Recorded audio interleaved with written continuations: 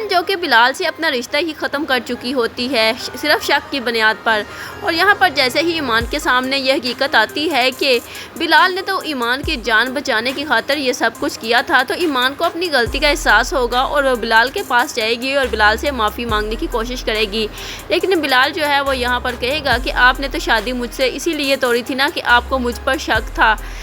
آپ مجھ سے محبت ہی نہیں کرتی، اگر آپ مجھ سے محبت کرتی تو آپ کو مجھ پر اعتبار ہوتا۔ یہاں پر جو ایمان ہے وہ تو بلال سے محبت تو کرتی ہی ہے لیکن بلال سے اظہار نہیں کر پا رہی، جبکہ دوسری جانب اب تیمور جو کہ بلال کو دھمکی لگا کر گیا ہوتا ہے کہ اگر وہ ایمان سے شادی کرے گا تو اس کے لیے اچھا نہیں ہوگا، اس لیے اب بلال غصے میں زارا کے پاس پہنچ جائے گا اور اسے کہے گا کہ اپنے شوہر کو سمجھاؤ، ایک دفعہ میری زندگی برباد ہو چکی ہے مگر اب میں مزید برداشت نہیں کروں گا،